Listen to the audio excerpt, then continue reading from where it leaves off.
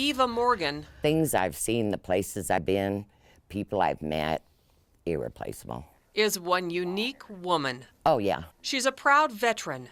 It's funny what you can read and where their minds were. You put that uniform on and you become a different person. Who served 11 years in the Air Force. It just, overwhelming.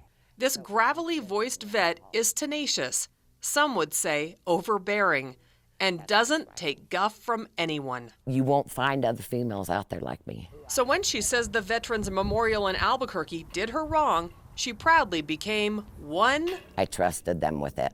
big They let me down, pain. and they should have been more responsible. In October 2013, Morgan donated several items to the New Mexico Veterans Memorial.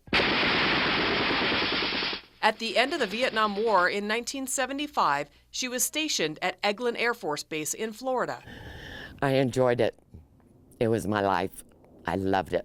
Morgan served at Tent City, where base personnel housed and processed more than 10,000 Southeast Asian refugees. We went and did a service to protect them, this country. The history is still painful. This country is never going to get over it until the last one of us Vietnam vets are in the ground. 4 decades later, Morgan wanted to share her history for a special female veterans display at the Veterans Memorial Visitor Center in Albuquerque. She loaned the group 19 items. Vietnam money, 4 pages describing Operation Arrival. I had the Vietnam statue, a newsletter, and down here is where she wrote that out. But this was a loan. We have them fill out a form with what it is, and we initial it and sign it. Curator Mary Cox accepted the items, but then Morgan got a call about 9 newsletters she donated. She had said that Mary wanted them laminated. I told her if Mary wanted them laminated that she could do it,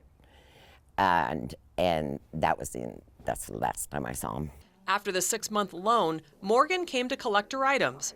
Those 9 newsletters were missing. Irresponsible. Totally irresponsible.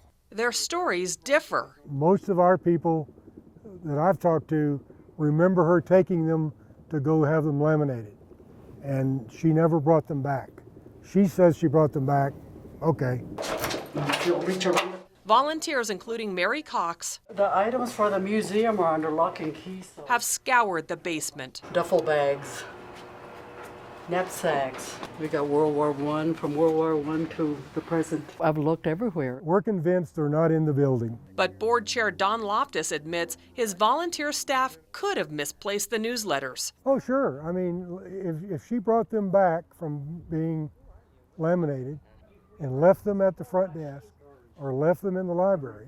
The volunteers and Morgan are done searching. She now wants compensation, somehow. Insurance could cover the cost, but how do you put a value on history? It's not my fault they lost them, and don't put it on me to come look through your basement. Already been there, done it, can't find nothing down there. And they should have been more responsible to know where that stuff went. I trusted them with it.